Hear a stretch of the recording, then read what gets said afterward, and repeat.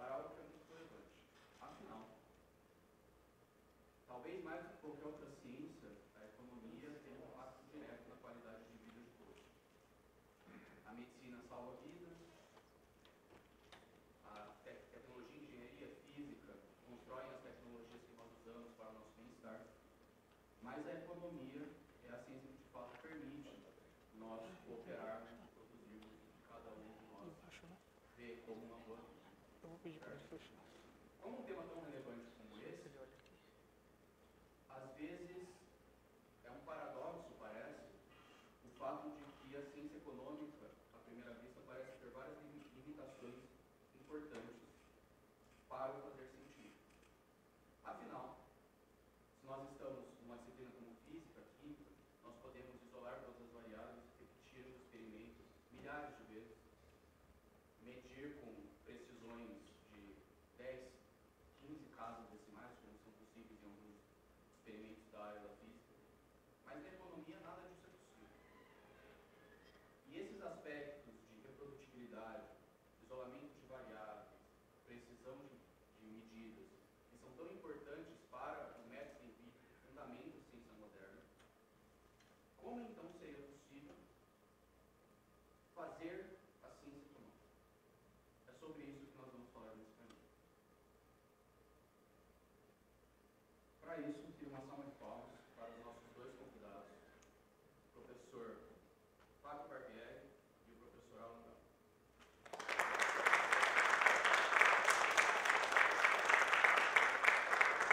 Fábio é graduado em Administração Pública pela Fundação Getúlio Vargas, em São Paulo, obtendo seus títulos de mestre e doutor em Teoria Econômica pela Universidade de São Paulo.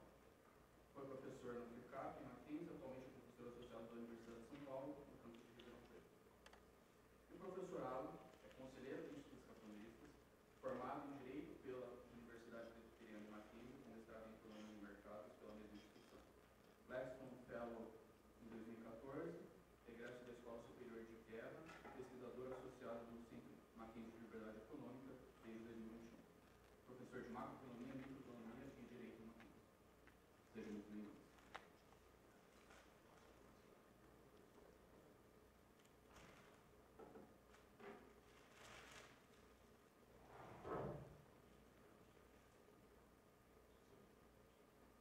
É possível colocar os slides, por favor?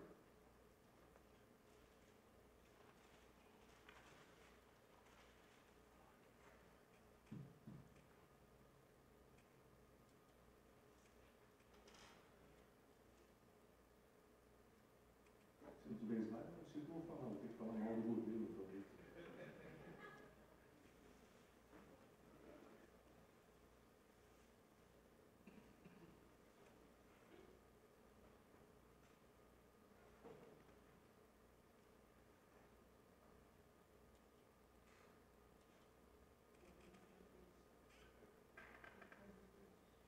Bom, o tema é como os cientistas, os economistas fazem ciência. A resposta é fácil, você pergunta. É só falar mal um dos outros. Né? Eu acho que deu uma desconfigurada. Vamos ver se não. Bom, eu acho que é versão diferente. Bom, então, a nossa conversa vai ser sobre como que o economista faz ciência, com o propósito, na verdade, de convidá-los a preencher os buracos da ciência, né? Como se possa fazer monografias, teses, dissertações a respeito disso. Né? Vamos começar com uma questão metodológica. Né? Essa aqui é uma piadinha clássica entre os físicos, né? As vacas mais leite, convidaram o físico fez uns cálculos, depois de vários cálculos, essa substância funciona com vacas esféricas. Né? Pode ser assim para a física, também na ciência, a economia é pior. Também a gente tem nossas vacas esféricas que operam no vácuo. Nós estamos falando que as ciências todas trabalham com fenômenos complexos.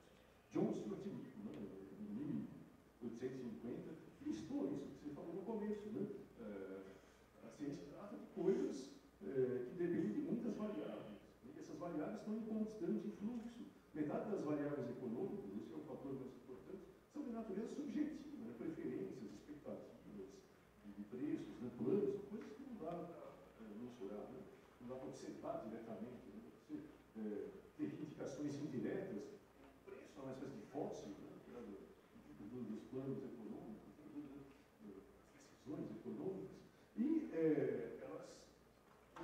tem a causação, a criminalidade afeta a lei afeta a criminalidade. Isso estatisticamente é um pesadelo do tratamento, né? Quando você tem essa complexidade, muitas vezes as variáveis ela tem por natureza uma estrutura, como que os preços relativos, por onde o dinheiro passa, não é uma questão de correlacionar a quantidade total de dinheiro com níveis de preços. Então, isso coloca peculiaridades que tornam a teoria econômica uma ciência com conteúdo empírico menor do que a física. Né? Como a meteorologia não fala, hoje em cima da escola aqui vai ter uma nuvem em forma de coelhinho. Né? Não fala isso, ela fala sobre certas condições de pressão, temperatura, blá blá, formar-se-ão cúmulos limpos. É uma teoria que faz previsões de padrão, né? Não é uma coisa mais exata. Quanto maior a complexidade do assunto, é mais difícil chegar a uma previsão exata. A ciência econômica depende de variáveis físicas, depende de variáveis históricas, legais, biológicas, psicológicas. Né? Então, a primeira coisa que a ciência econômica tem que ser interdisciplinar. Né?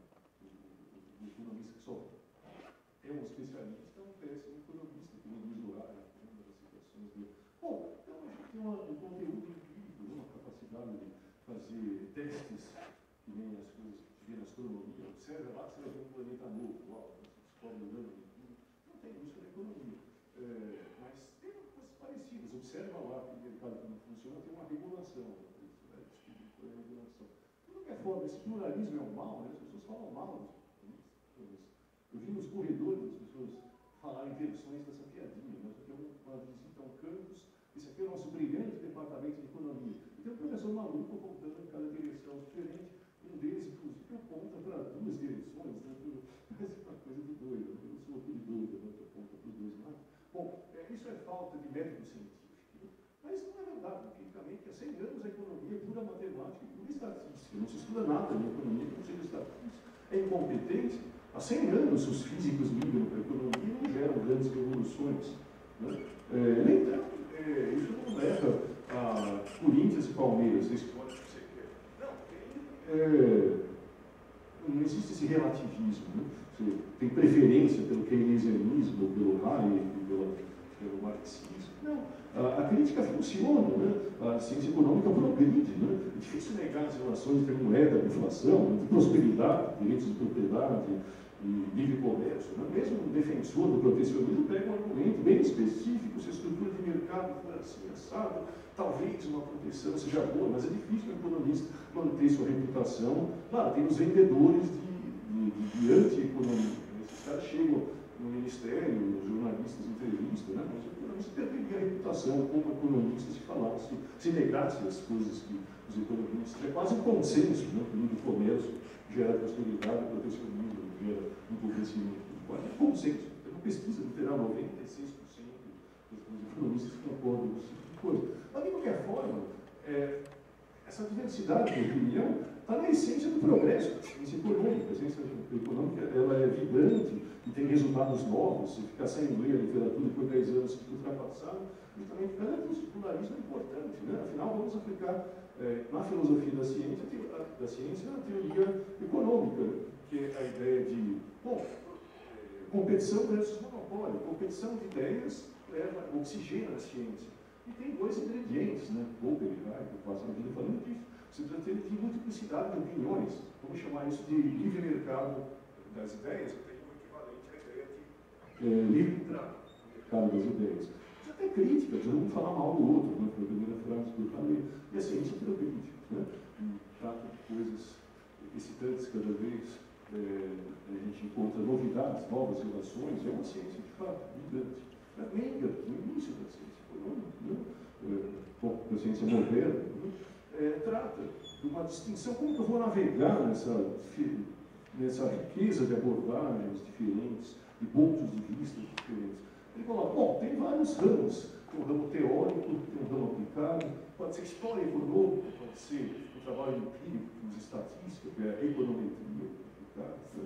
Eu tenho análise de política, né? Que funciona, que não funciona em termos de certas políticas econômicas, de certas instituições. E para cada ramo da orientação de pesquisa tem um método próprio, esse esqueminha aqui é o esquema do próprio Mendel, né, na batalha dos métodos contra aquelas pessoas céticas em relação à possibilidade de existência de uma teoria econômica. É exato que eu tenho que fazer leis abstratas, gerais, né, leis gerais. As pessoas são racionais, o que é ser racional? Não agir de forma incoerente. Isso não tem exceção. Bom, daí eu tenho um outro plano que eu tenho que dizer. Eu vou escolher se A é melhor do que B, B é melhor do que C, A tem que ser melhor do que C. E aí tem mais exceções para esse tipo de coisa. E se o conhecimento mudou. Né? Então eu vou para uma abordagem mais empírica. Eu tenho que dizer, não, mas como é que funciona aquele mercado? Ele é um monopólio, ele é um oligopólio, mercado de salsicha na cidade e tal. É diferente de uma teoria pura, que é genérica, como funciona a competição, esse tipo de coisa. Depois eu vou para os casos particulares, de fato, estudos históricos, estudos estatísticos, como que é a demanda do salsicha no lugar, em certo momento, e assim por diante. E depois essa teoria, essa prática, essa coisa mais histórica, mais particular, é aplicada na parte de política, né, do que funciona, do que não funciona.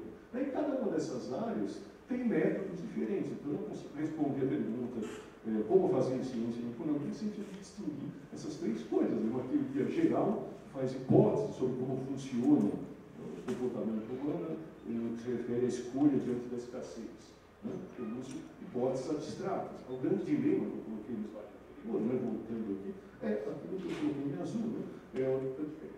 Ou você fala uma verdade genérica, né? As pessoas agem atrás de objetivos, ou você fala uma coisa específica. As pessoas, quanto mais eu construir de um bem melhor, claro que é falso aqui, mas é mais concreto, a probabilidade de falar uma coisa errada é maior. Qual é a coisa geral que eu consigo falar? Eu vou gerar leis mais, que nem eu disse no começo, as condições genéricas que se formam como os livros. Não é uma questão de fazer previsões exatas sobre o que vai acontecer com a taxa de juros daqui a 6 meses.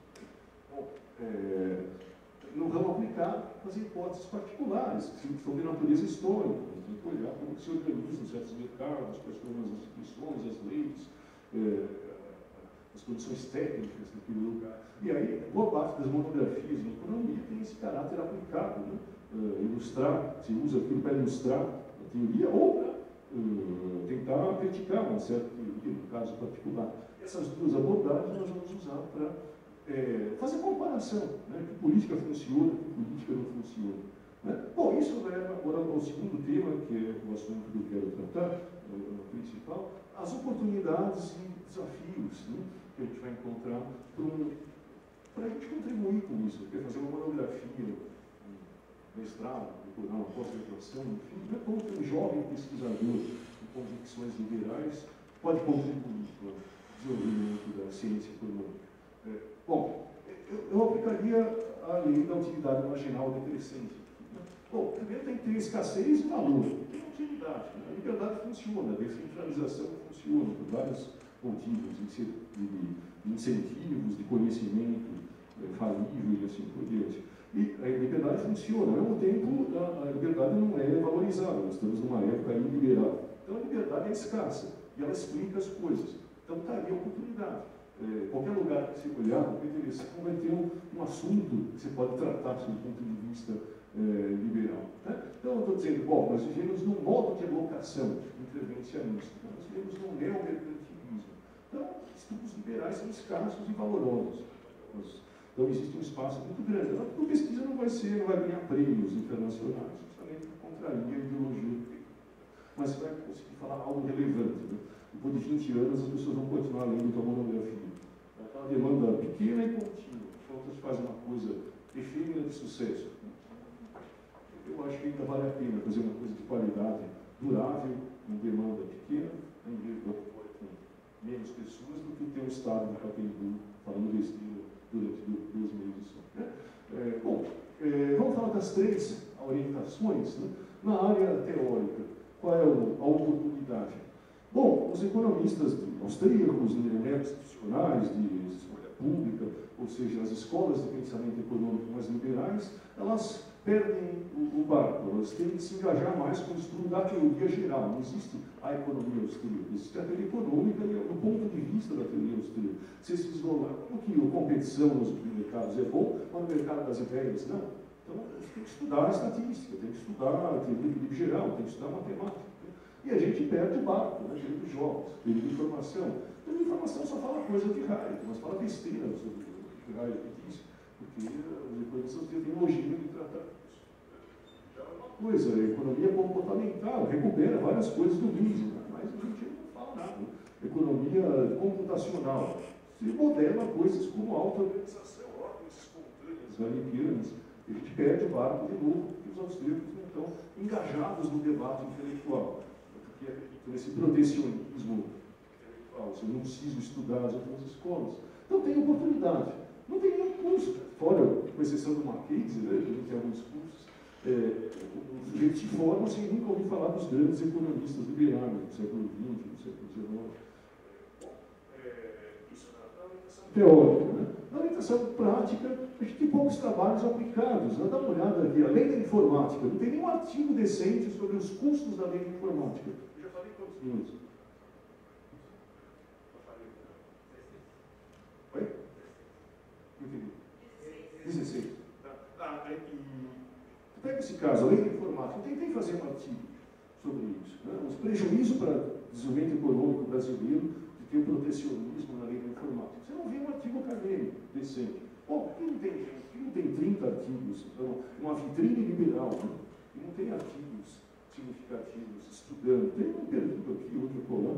Não tem dados, tem dificuldades, tudo, mas é uma oportunidade que está lá. Né? Desenvolvimento econômico dentro do país, estado por estado, que leva a um declínio de uma economia no Nordeste, que leva a ascensão da economia cafeeira. Se repete aquelas histórias todas marxistas de café, de ciclo, aquelas chatices, de ciclos de produtos, mas isso não explica nada. Né? Então, a área mais virgem do estudo é a história econômica, que é dominada por estudos materialistas marxistas. Né? Não tem nenhuma análise institucional, né? Institucional, são os incentivos do migrante chegar nesse estado, naquele estado, qual é o programa de ele ficar rico. A diferença são as instituições, não é o clima, não é nada parecido, não é o país do que o cara veio. E cadê os estudos neo-institucionais sobre o desenvolvimento regional? O que gera o declínio de uma região?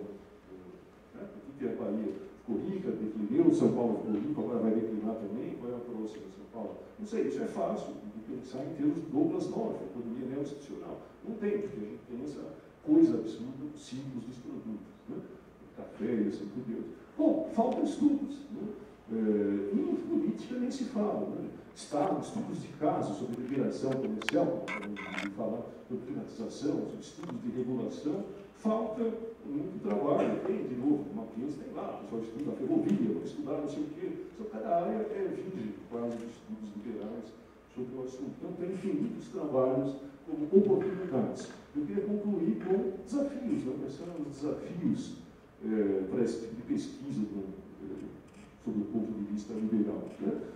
Os desafios são de natureza ideológica, as pessoas não gostam da liberdade, né? Então, claro, vai ter hostilidade sobre o projeto de pesquisa, e tem dados metodológicos, questões metodológicas também. Okay? Eu gosto de resumir a teoria econômica em dois momentos. Eu sou professor de história da teoria econômica. Né? O mundo econômico é complexo. Você quer explicar por que liberdade gerou prosperidade, por que intervenção gerou estagnação. Você olha a realidade complexa do mercado, das ações governamentais, é muito complexo. Você faz um modelo simplificado. Ali é um carvalho. Ali é um modelo no Minecraft da mesma área. O modelo, naturalmente, deixa de fora muita coisa. Né? Mas qual é o problema? A segunda geração de economistas começa a acreditar que aquela teoria representa a realidade. Daí você está transferindo a simplicidade do modelo para a realidade. Daí você volta a acreditar que consegue controlar aquilo. Entra na era de keynesianismo. Você acha que aqueles agregados uniformes têm vida própria. Né? Pode gravar várias coisas. A própria teoria do valor do trabalho é uma aberração, uma interpretação de uma teoria agregada, né? Um modelo agregado. Não existe custo, não existe produção sem falar de demanda pelos outros bens, sem a noção de custo de oportunidade, sem preços, não existe preços de mercado, sem a avaliação empresarial, o conceito de custo não faz sentido. Né? Então, de qualquer forma, é um típico caso de olhar o mundo como se ele fosse descrito pela teoria. Né? Qual é o remédio para isso? Bom, as curvas de custo, tem sentido falar que ela tem forma de U? Tem.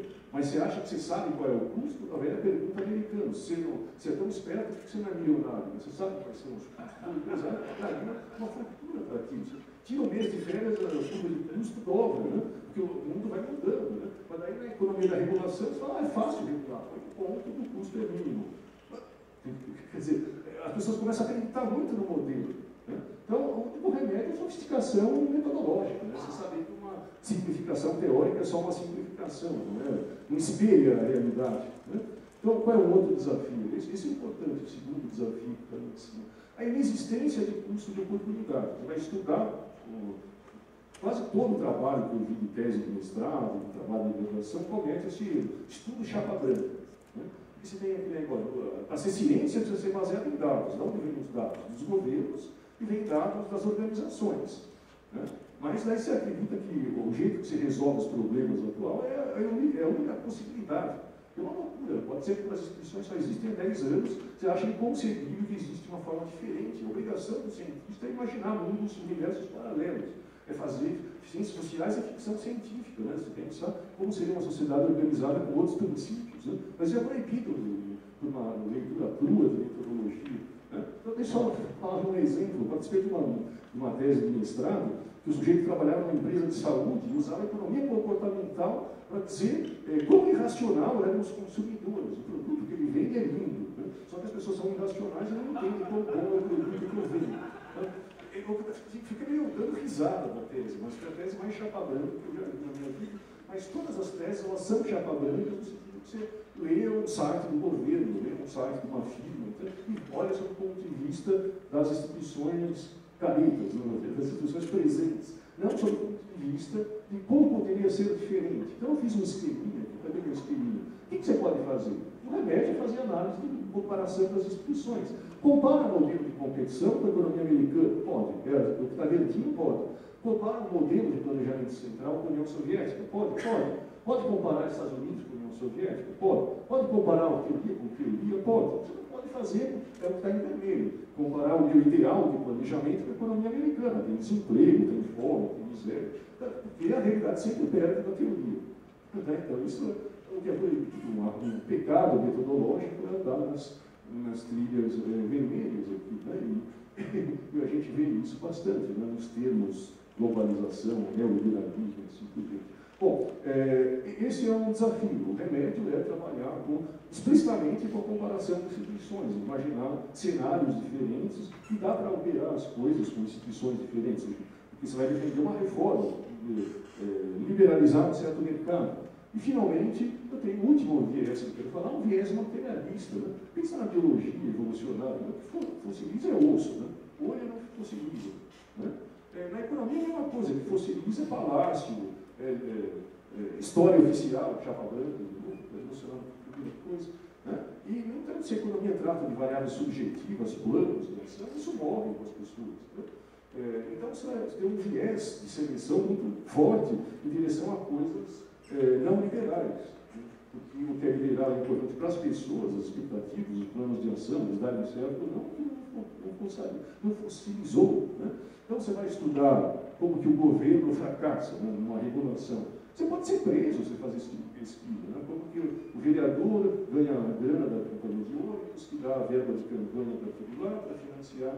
Então, a teoria tradicional diz que a regulação atende aos interesses do consumidor. Mentira, atende aos interesses do monopolista. Mas se eu falar isso, você vai ser acusado, você vai preso. Né? Então, o desafio é, como você fala que a regulação é anticonsumidor sem ser preso? Então, tem desafios metodológicos. De comparar uma cidade com outra, mostrar o que você quer mostrar sem acusar ninguém de nada. Né? Então, isso é a arte da economia, da instituição comparada. Tem que olhar cidades diferentes. Né? Você não vai registrar contabilmente a ideia de rencípio, né? A ideia de como você influencia parlamentos, mesmo fazendo lobby oficial, se fosse possível no país. Você não tem a descrição. Você está tratando de novo como você está fazendo teoricamente uma observação sobre a órbita de Netuno sem observar Netuno. Mas você pode dizer, agora aponta aqueles cálculos que você vai achar Netuno. Esse é o desafio teórico da economia e aplicado. Então, o remédio é não olhar os dados. A economia ruim é a economia empírica a teórica. Você sempre tem que ter, a partir do seu ponto de vista teórico, você vai ter uma noção de traçar sistematicamente qual é o custo de oportunidade das medidas. Então, eu comecei com a piada e termino com a piada, mesmo não tendo talento para contar as piadas. Né? Tem um bêbado que vai fazer xixi na beira da estrada, ele perde a chave do carro, só que no barranco escuro, né? Ele continua procurando debaixo da luz. Por que você procura aqui se a chave não está aqui? Ah, porque aqui tem luz. Né? Então, é a pesquisa onde tem os dados, né? A realidade está lá. Né? Shepard, a economia é a ciência da mensuração do imensurável e da agregação do incompatível. Tem outra piadinha sobre esse tipo de coisa. Certas variáveis fundamentais não estão disponíveis. Né? Portanto, se você estiver olhando só o que está disponível, você vai ter um viés, chapa branca, e, portanto, o único remédio é se fazer um trabalho aplicado à luz das teorias respectivas relevantes sobre o assunto, para não cometer falácias. Mas isso é bruxaria? Não. Você vai chegar na parte empírica das coisas relevantes. É só saber aonde procurar a tua chave debaixo dele. Então, é um resumo de método da economia e oportunidades e desafios de pesquisas aplicadas e teóricas que o economista moderno. Desculpa, eu acho que eu roubei parte do teu tempo. Eu tentei administrar e falar que nem o Enéas faz campanha. Não sei se você consegue. Desculpa, fala uma tua vez de falar, fique quietinho.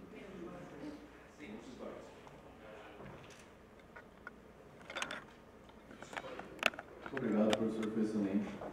Se puder colocar os slides para o próximo palestrante, por favor.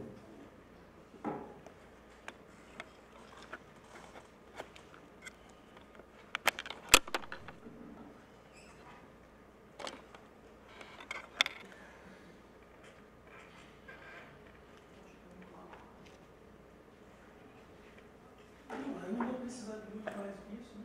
Eu preciso dos slides. Mas, dando um pouco de contexto, né? Eu quero comentar mais com o professor Fábio. É um prazer estar dividindo esse painel com ele, porque eu, naturalmente, eu vim do direito, né? A minha formação, e eu vim de uma ciência que ela, se é ciência ou não, existe essa discussão, mas de um ramo do conhecimento que ele é absolutamente dogmático. Né?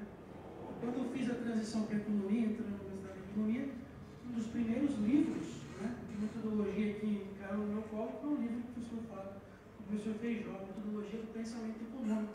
Então foi ali o começo da introdução que eu tive na ciência econômica. Muito do que eu vou falar aqui tem a ver com o que eu aprendi ao longo desses anos e também com o professor Fábio e outros economistas, evidentemente, que eu partido.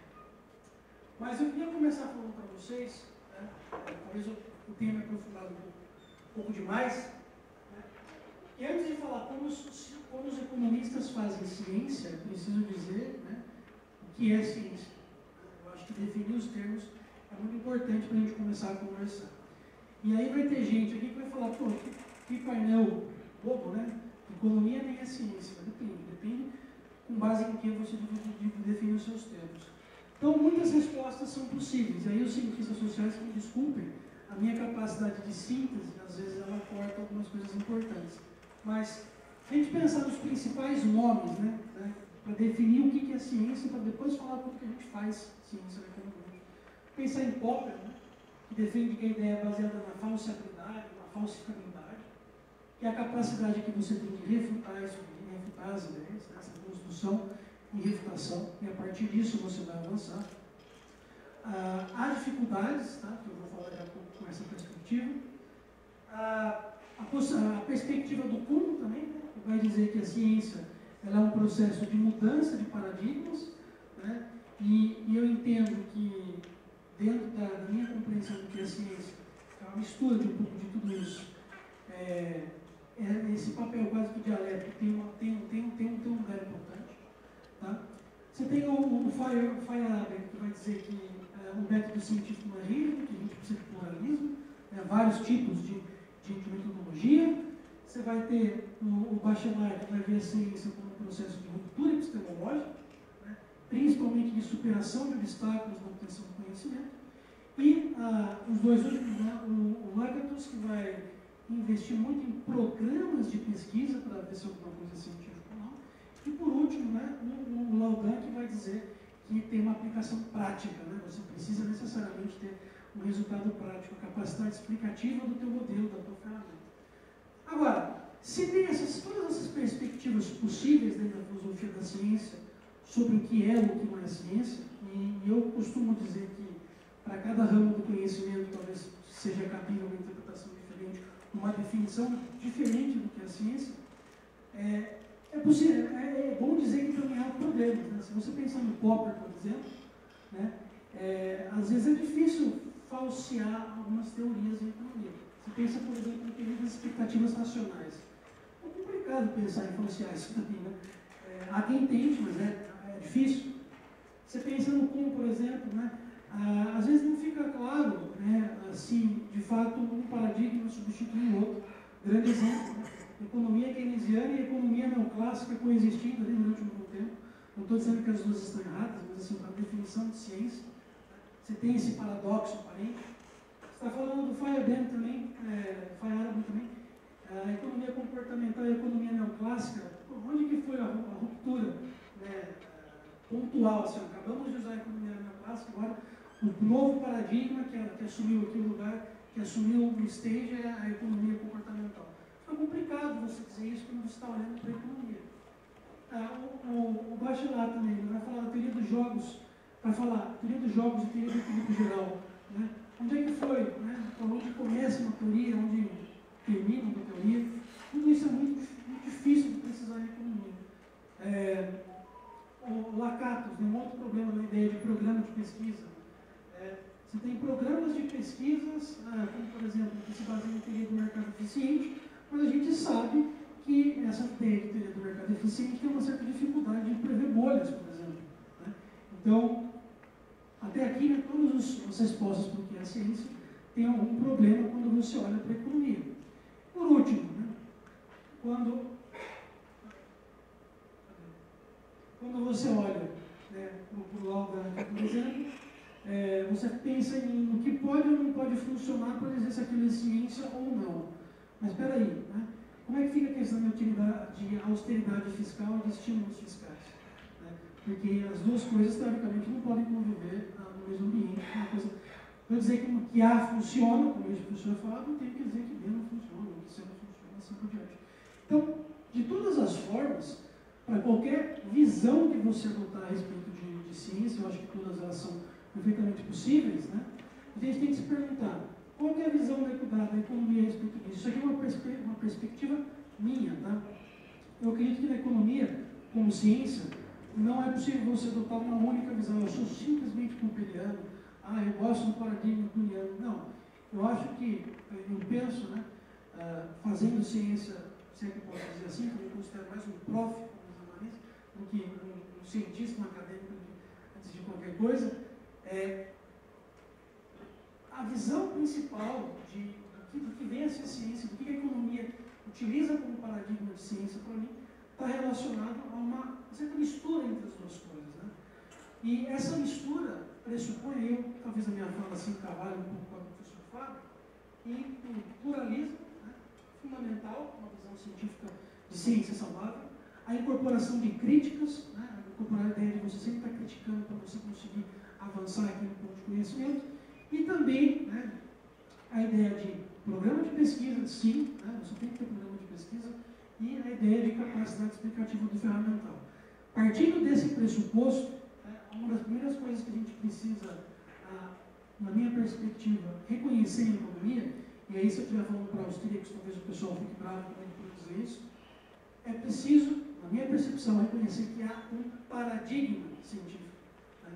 E esse paradigma, ele é um núcleo, eu vou mostrar daqui a pouco a imagem que eu tenho na minha cabeça nessa situação, ele se compõe de um núcleo duro de matemática pura, que é secundado ali por uma parte empírica, né,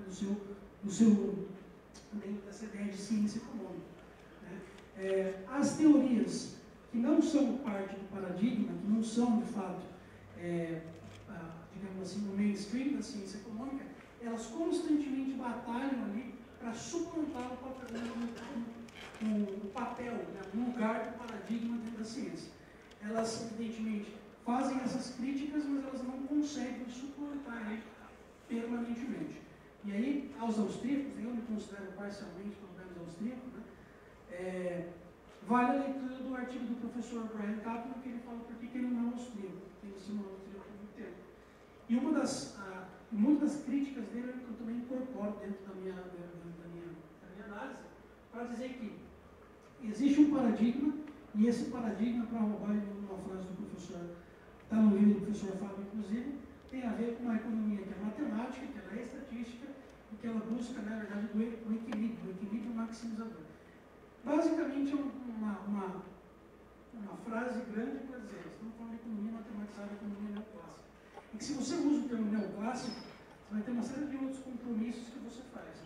Mas a ideia de uma ciência que é feita com base em análise matemática, que é feita com base em teoria também, mas que tem espaço para refutação dos dados, é extremamente importante. E o que é esse paradigma estatístico, matemático, né, essa ideia de economia neoclássica? Tem a ver com isso. Né? Tem a ver com assumir os pressupostos. E quais são os pressupostos da economia? Pelo menos atualmente, no momento que eu chamo como ciência. Primeira coisa, agentes racionais. Né? Hoje em dia você já tem modelos que incorporam a racionalidade imperfeita dos agentes dentro de modelos matemáticos. É possível você ter isso. A busca de maximização da utilidade. Os agentes, empresas, pessoas estão buscando maximizar a sua utilidade. Né? A utilização de ferramentas matemáticas e métodos estatísticos ajustados com base nas teorias, conforme disse o professor Fábio aqui. A importância de você partir da teoria para os estudos aplicados em si. Então, tudo isso aqui, na minha percepção, faz parte do que a gente entende como o paradigma atual da ciência. Né? E aí eu coloquei aqui um diagrama que é bem conhecido de internet também, já talvez um pouco adaptado, né? do que a ciência econômica se ocupa. Né? Então você vai ter, né? Você tem no meio, né, as teorias matemáticas que não são testadas empiricamente, e aí é importante dizer que em economia nem tudo é empiricamente testável, né? Que são convenções matemáticas, né? E em volta disso você tem teorias que são empiricamente testáveis. Essas teorias, muitas vezes, elas sofrem questionamentos de outras escolas que, na minha percepção, de alguns outros autores, são escolas heterodoxas, né?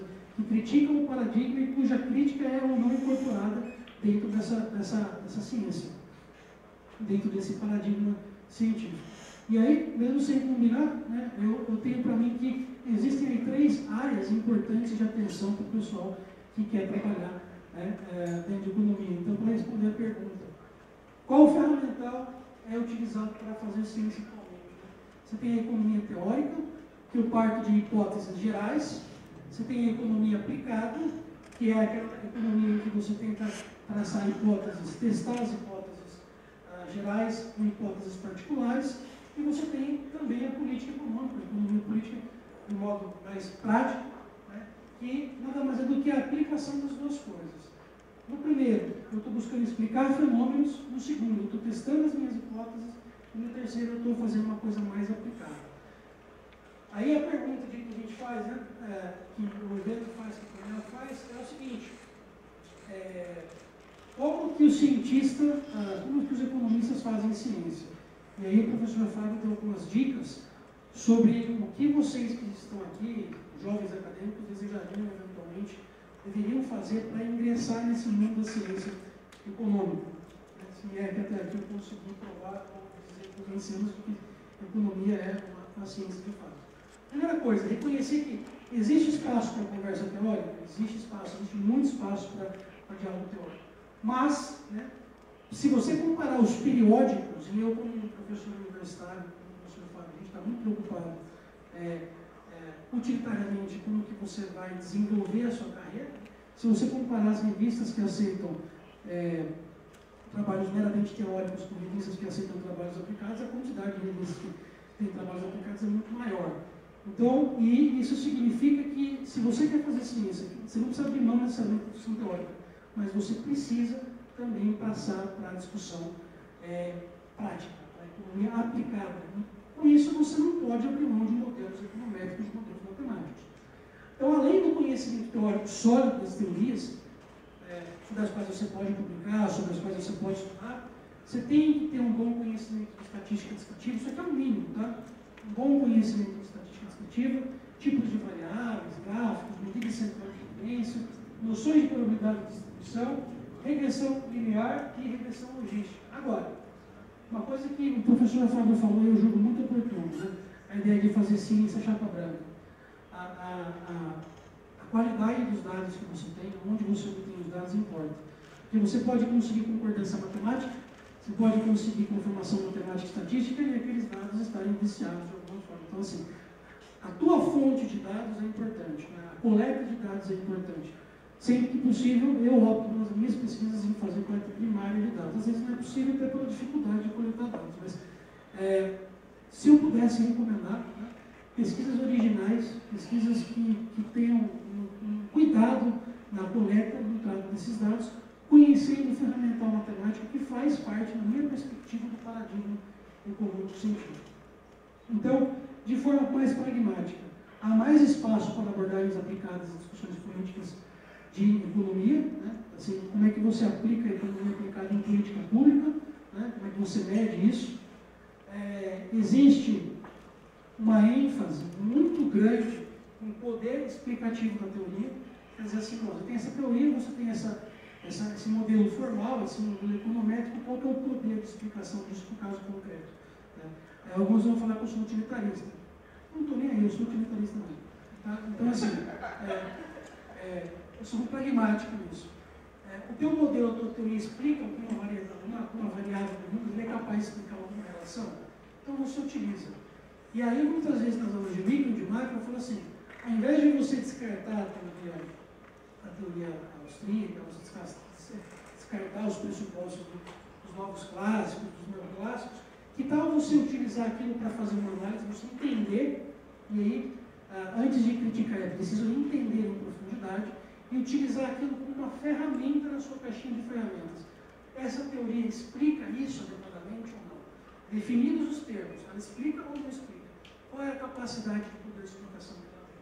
Então, essa visão, ela é um pouco aldaniana, assim, né? Funciona ou não funciona, por isso que eu disse que eu adoto uma postura ou outra, mas tem muito a ver com o que eu observo em termos de fazer ciência profissionalmente. Tem uma diferença, né, de você falar do tipo ideal de fazer ciência e de fazer ciência profissionalmente.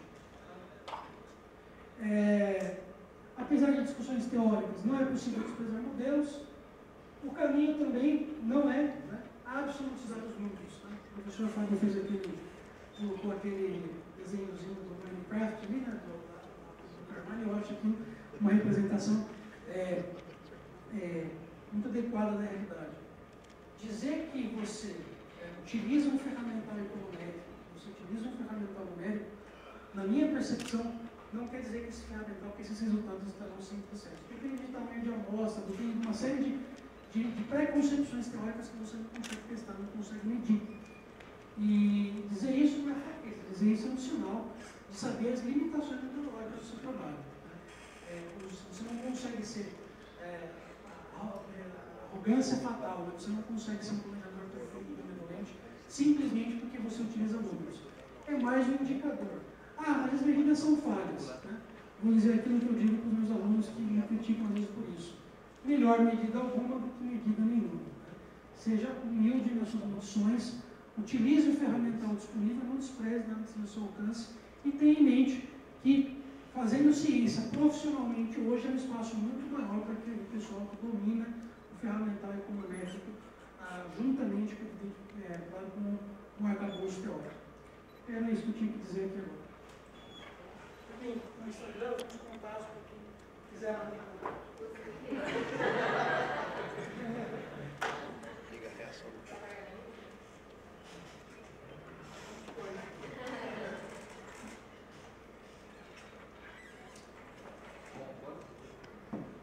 Quanto tempo nós temos, hein?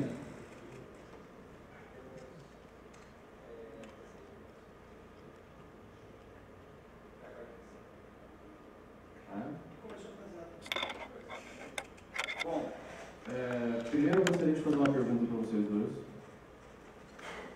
Na questão da inferência de causalidade. E diferença de regularidade dos fenômenos econômicos.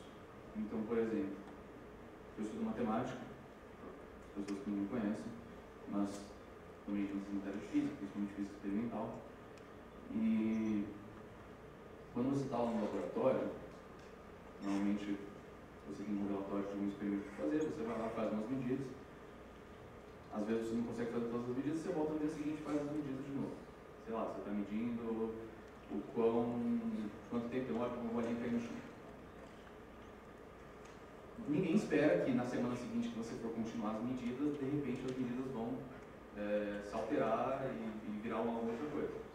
A gente espera que a natureza tenha essa regularidade, essa característica de acontecer sempre do mesmo jeito, dado todas as variáveis que são isoladas. Eu gostaria que vocês comentassem um pouco dessa questão aplicada à economia, porque muitas vezes quando nós temos os dados e vamos tratar, essa premissa de que a regularidade, ou seja, que você pode extrapolar algo geral desses dados, se aconteceu aqui, então vai acontecer num outro lugar geográfico, num outro país, com outras instituições, de uma maneira similar. Como nós podemos incorporar essa premissa de regularidade ainda limitada e quais são as limitações que nós temos que ter em mente para não cometer erros. Então, professor, talvez você queria ir antes? É aquilo que eu estava falando, que foi muito rápido, né? A questão crucial é a complexidade do fenômeno. O fenômeno físico pode ser tão complexo quanto você queira, mas você pode achar tipicamente fórmulas com 3 ou 4 variáveis. Já uma apresentação de um economista, você usa todo o alfabeto grego de parâmetros. Né? Tudo bem, joga a bolinha no vácuo, tira um vácuo com uma bomba, você consegue. Né? Você não consegue fazer isso. Taxa de juros, depende da política partidária da Malásia, depende, que vai afetar o déficit público da Malásia, que vai afetar o mercado internacional. Então, não precisa de juros, eu posso ficar aqui falar durante 10 horas sobre as variáveis que afetam a taxa de juros. Né? Tem a esperança de que meia dúzia são as mais importantes. Pô, não tem, então, quanto mais complexo, quanto mais variável, eu fico brincando, macroeconomista que estuda o cérebro, se já explica o cérebro por redes neurais, ok, mas não adianta pôr outros e dar um choque. Você vai pensar na sua vozinha. Uma vozinha é estrutura, não é a média de quantos amperes estão passando ali. Mas quer dizer, então, que é um historicismo, cada caso você não consegue repetir? Não, a história se repete com regularidade teimosa, né? Tipo, eu gosto de lembrar do livro 40 séculos de controle de preços e salários. Né? Você pega desde o Código da Muralha até o José Sarney, né, contando toda a mesma história. O governo incha, infla a moeda, manda prender o fiscal do Sarney no Império Romano, esse ano tem fiscal, só corta a cabeça, não tem diferença histórica. Então, esses detalhes são diferentes, laboratoriais. Você não corta a cabeça, o Sarney não, você não dá para prender o gerente. Mas o fenômeno é o mesmo. Né? E os fenômenos são bem repetitivos. Aí, de novo, a gente tem a desgraça causada na história pelo marxismo. Né? Eu gosto, a literatura para mim mais divertida para os alunos é fazer esses estudos que desafiam os jovens da coisa. Por exemplo, aplicado em economia e finanças modernas para o Império Romano. Não era uma economia de mercado, não. Você pega o preço do trigo, todas as províncias romanas, a diferença de preço era proporcional à distância, o frete. Ou seja, isso supõe mercados sofisticados funcionando. Se não tivesse um mercado, a volta não funciona descrito pela teoria, então você não teria isso. É a econometria do Império Romano. Não muda, não é historicismo, funciona. Tá? Você estuda os contratos analiticamente, ele tem a ver com a economia de informação assimétrica e contratos sobre riscos. Não é diferente da bolsa de valor. O fato de ter uma bolsa de valor é imaterial, o fato que as pessoas têm escassez, têm que escolher, é fundamental. Então, está cheio desses estudos interessantes. Bitcoin, agora eu gosto de estudar um Bitcoin primitivo com um aluno. Tem um aluno que é um empresário, aqui em São Paulo, ele tem um restaurante que vende chá chinês. Ele veio para a China e você pressiona as folhas de chá, forma uma espécie de DVD, não, uma novela de chá. E aquilo é reserva de valor das famílias. Então virou uma moeda competitiva com a moeda imperial da China. Daí o governo chinês comunista proibiu, as pessoas ainda assim no campo, né, tinha essa moeda, esse Bitcoin de chá antigo, e teve uma bolha austríaca. Né? começaram, no século XX, a investir nessas bolachas de chá, né, e aquilo explodiu o preço, depois que estourou a bolha, etc. E igualzinho a bolha imobiliária, na própria China, sei lá quantos mil anos depois. Assim. Mas a historinha que você está contando, dessa bolha imobiliária chinesa, do chá como moeda, e a reação do governo de proibir o uso dessa moeda pré-histórica, esse Bitcoin pré-histórico, é tedioso, então regular essas coisas. Estava lendo agora o Adam Smith, da Índia, vários anos, esqueci o nome do cara, mas dando aula de história do pensamento econômico, você vê as mesmas discussões de protecionismo. Eu tenho um documento que eu tenho o seguinte, é um diagnóstico do plano real. Mas daí eu tenho o mesmo diagnóstico de um sujeito da Idade Média. O mesmo diagnóstico do cara da Índia que eu peguei. A mesma coisa no Império Romano, é a mesma coisa hoje. Você tira as referências aos deuses das épocas, e deixa o texto neutro, você não sabe distinguir se aquilo foi o Lao Tse que escreveu ou se foi o Milton Friedman que escreveu. O texto do Feijó é justamente o subtítulo de Lao Tse e Milton Friedman. Os fenômenos são os mesmos. Eu acho que é uma puta regularidade incrível das coisas, mas como fenômeno eu não consigo reduzir a complexidade no sentido, eu não consigo controlar as variáveis, você abre espaço para uma espécie de negacionismo, dizendo, então não existe regularidade nenhuma, ou existe uma história, se cada época da sociedade, as leis são diferentes, né? Naquela ilha, na Polinésia, as pessoas não são egoístas. Não, caça, faz todo sentido se compartilhar a caça de riscos, assim, igual ao retorno pelo risco, frutinha, coleta, o retorno é baixo, mas o risco é pequeno, então você tem um risco, você vai maximizar a utilidade. É o Tipatinhas, o cifrão, só que o índio lá que tem na cabeça, não muda nada.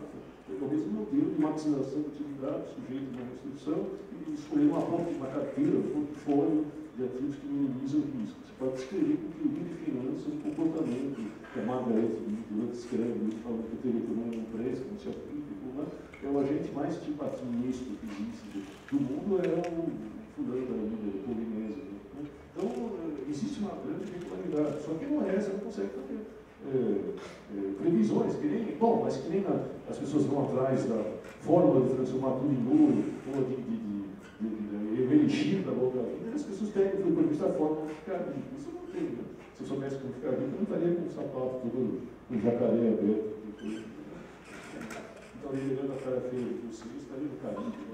Então, isso não existe, né? Tem até o teorema mostrando que não existe a oportunidade de ganhar dinheiro fácil, não existe dólares de 50 dólares, não existe notas de 50 dólares na calçada, né? As leis a priori da economia, né? Que história bastante.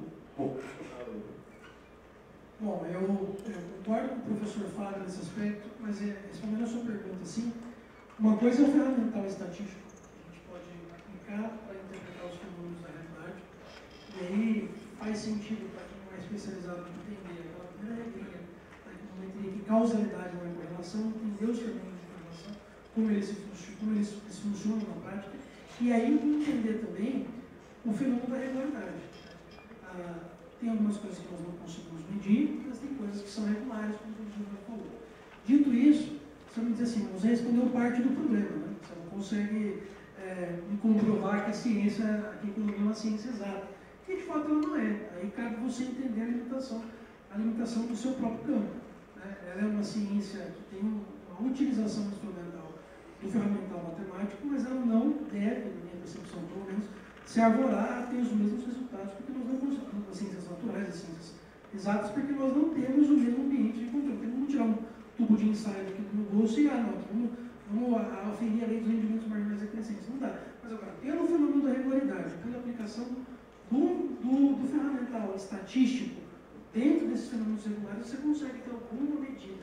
Evidentemente que ela nunca vai ser em ter o mesmo rigor e a mesma exatidão dos fenômenos que você analisa lá no Unicamp com a bolinha, com a velocidade da bolinha. Né?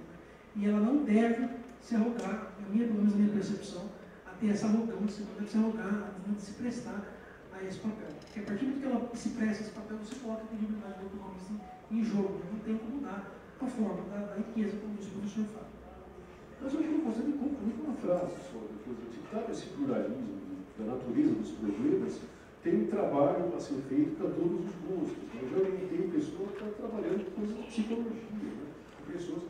história. O cara que bota chato, mas é chato. Então, tem monografia em filosofia, tem monografia em história, tem coisa em estatística, e tem espaço para todas essas coisas serem complementares, válidas, interessantes, para a natureza diferente dos problemas práticos, teóricos, de teorias diferentes. Né? Então, era o piloto que havia estudando, comparando o Santos Dumont com o Ivan Zweig em termos de efeito da lei de patente, para defender a lei de patente no crédito. Né? Mas porque o cara é apaixonado por avião. Então, seja qual for uma coisa que você é apaixonado, dá para fazer trabalho em economia, porque a economia, embora haja dogmatismo, ela é eclética, tem milhões de coisas diferentes que podem ser feitas dentro da ciência econômica. E é uma contribuição real. É possível trabalhar fora do paradigma, criticando o paradigma, trazendo ideias novas. Assim, exige o rito.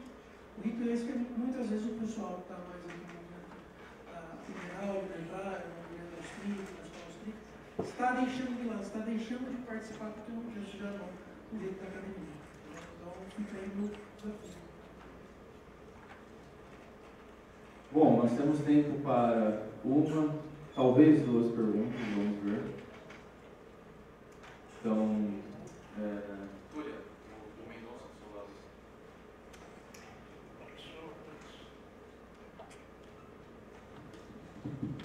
Boa tarde, professores. Obrigado pelo painel. Faço mestrado em políticas públicas, do Tribunal também no INSPER. E a minha pergunta vai mais na direção da interação entre os pesquisadores. Me parece que na área de políticas públicas busca se resolver problemas sociais e analisar resultados de políticas, sempre tentando resolver talvez o maior problema da nossa sociedade, que seja a pobreza. Só que ao mesmo tempo existem já, a literatura é muito clara em como que o crescimento econômico reduz a pobreza, porém parece que essas duas áreas, talvez o pesquisador aplicado em políticas públicas e o economista, talvez o macro, analisando questões de crescimento, parece que não há uma interação tão grande entre essas pesquisas. Quando a gente olha o que tem sido produzido em pesquisa aplicada aqui no Brasil, buscando reduzir pobreza, parece que o crescimento econômico, o desenvolvimento econômico do país não é uma questão tão bem considerada. Queria ver uma análise do senhor sobre essa questão de como os pesquisadores trabalham isso, por que não há tanto esse diálogo dentro da própria política pública. É muito claro que você não combate o problema da falha da educação brasileira só botando dinheiro em escola, tem toda uma questão estrutural de pobreza das famílias, alimentação dos estudantes. Você não resolve o problema da população morando nas ruas apenas tirando aquela pessoa e colocando numa casa. Existem questões muito mais complexas. Porém, na hora de analisar o crescimento econômico e a redução da pobreza, o diálogo entre isso parece que me falta ainda. Não sei, eu não sei exatamente o que você está pensando, então eu vou responder provavelmente algo insatisfatório, porque mas os economistas têm mil opiniões diferentes sobre causa da pobreza. Não é nem você ter uma parte de uma premissa, né? Existe talvez uma coisa pragmática, ao contrário do fenômeno. Não necessariamente. Essas brigam, o livro da Dan Smith é a questão da causa da riqueza das nações, mas talvez seja o título a causa da pobreza das nações. E sai daí mil aplicações que gerariam riqueza, pobreza, e o livro de economia mostrar que não basta monetizar certas políticas voltadas para resolver a pobreza, é a causa da pobreza. E cada economista tem que discordar um do outro. No entanto, eu diria pelo contrário, a economia tem um excesso de trabalho sobre pobreza. Né? É uma matéria optativa, eu sou coordenador do curso da economia, é uma matéria optativa que todo semestre viabiliza, né? A economia da pobreza. Né? Eu não sei o que você fala, falta de diálogo, o que abordagem, mas eu digo, até piada, né? Ninguém te pergunta de você ganhar dinheiro na economia estudando pobreza, né? Porque é um dos termos mais valorizados. Né? A popometria, mas daí os economistas discordam em debate, tem várias teorias sobre a causa, e qual é a causa das políticas. Né? Uma das definições de economia é a ciência do estudo das consequências não intencionais da ação humana. Então, sobre certas políticas que geram efeitos para acabar com a pobreza, são os causadores da pobreza. Não sei, eu acho que o contrário, está com bilhões de interações, de discussão, se discute muito a pobreza, mas eu não sei qual é a relação com a literatura específica. Estou dizendo, não tenho ideia, porque eu não sei que literatura é. Olha, assim, você de políticas públicas, né? Pelo que eu vejo na interação com outros pesquisadores, então o pessoal do INSPER, existe uma discordância, talvez me crucifiquem quando eu falar isso, mas existe uma discordância entre os economistas, tantos quantos opiniões existam, e o pessoal que pensa em política pública, que trabalha com isso, principalmente em relação à variedade das teorias normativas. Partimos de pressupostos de pontos totalmente diferentes para combater a pobreza, por exemplo. Lá no Mackenzie, eu tenho trabalhado com um time de outros pesquisadores, não sou o líder, que é o líder do professor Vladimir, que vai estar aqui à tarde, com ambiente de negócio. Avaliação de ambiente de negócios, quais as dificuldades, basicamente tentando aprimorar aquela metodologia do Doing Business para dizer o seguinte, olha, o que importa no final do dia é a inclusão produtiva. Mas fica muito difícil você falar de inclusão produtiva quando você olha, por exemplo, não estou dizendo que é o caso do município de forma alguma, mas algumas pessoas que pensam em política pública, que toda relação que não é miseravelmente igual, uma relação de dominação, uma relação de problemática, uma relação de subordinação, uma relação que tem um estourado e um estourador. Quando você parte de pressupostos de teorias normativas positivas tão diferentes, naturalmente você vai ter uma dificuldade de comunicação, porque eu estou falando de inclusão produtiva, você está falando de emancipação do ser humano que participa do processo econômico. Estou falando de coisas diferentes. Então eu acho que, também não sei o que tem na cabeça, assim, em termos de ideia de pergunta, mas eu acho que tem uma divergência. Agora, é possível construir pontos, é possível falar a mesma língua. Por exemplo, uma professora que eu admiro muito, a professora Luciana Young, que trabalha com análise econômica do dia, que é uma das áreas que eu também trabalho. Tem super interação, dá para interagir. Agora, quando você fala como disse o professor Barbieri, de economistas com opiniões muito diferentes, aí você faz o pessoal de política pública, que às vezes tem uma opinião normativa totalmente diferente sobre o que é eficiente, o que não é eficiente, o que não é desejável, aí você vai terminar com o desenho de política pública totalmente diferente. E aí o ferramental matemático e estatístico só uma desculpa para justificar aquilo que você quer dizer. Então, assim, né, utilizar a matemática, como eu mencionei, mas porque eu sei que no programa de vocês tem matemática pra caramba, né, utilizar a matemática, utilizar a ferramental teórico, mas com humildade, principalmente, talvez isso aproximasse as discussões. E aí tem aquela questão, né, do cada um defendendo o seu quadrado também. Né? O que vai ser dos economistas se os pensadores de políticas públicas começarem a tomar os lugares e vice-versa? Então tem um pouco de bairrismo também, né? E aí nunca é demais esquecer que o exercício da ciência é um exercício humano. Então,